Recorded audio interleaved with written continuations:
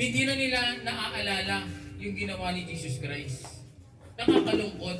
Kaya sa simbahan, every first Sunday ginagawa natin upang maalala natin yung ginawa ng ating Panginoon.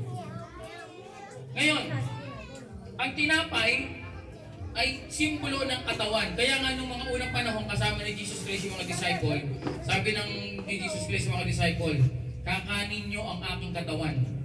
Noong mga panahon na yun, nalilito yung mga disciple. Jesus Christ, paano yun? Ano kami? Mga cannibal ba kami? Kakanin namin yung katawan mo, ano yung laman mo, kakagatin namin, gano'n? At iinumin nyo ang aking dugo. Ibang klase vampiro pala ito si Jesus.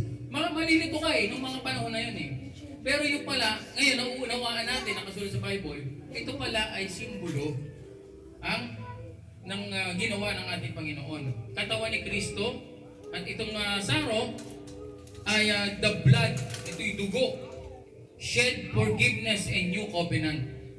Kaya tayo napatawad dahil sa kanyang dugo na buo sa krus. Kaya tayo napagaling sapagkat sa kanyang latay, gumaling tayo. Hallelujah. Tayo po tayo lahat. Itaas natin yung tinapay. Oy, bigyan niyo Sister Maria. Ayan, bigyan. Bigyan niyo si Sister Maria. Yan, sige. Sa communion tayo Sa kalagitnaan naman tayo ng communion. Sister Maria, habol ka pa. Hallelujah. Welcome. Okay, sige. Bigyan si Sister Maria ng tinapay at ng saro.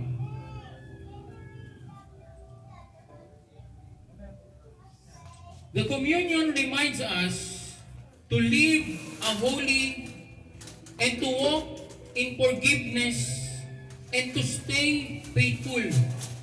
Forgiveness, kailangan mapagpatawad tayo. Kahit saan.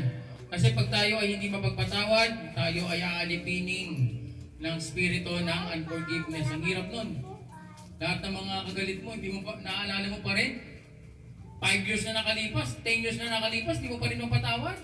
Hanggang sa tumanda ka, galit ka pa rin. Ang tinuturo ng Panginoon, magpatawad. Ang sarap ng pakiramdam na magpapatawad ka. Mahirap magpatawad, pero masarap magpatawad pag nagawa mo. Kasama ni Kristo. Okay? Forgive. So, taas natin yung tinapay. Sabihin natin, Panginoon, salamat sa iyong katawan. Ito'y nalatayan, sinugatan, pinahirapan, pinako sa krus. Imbis na dapat kami ang parusahan, sapagkat kami ang makasalanan,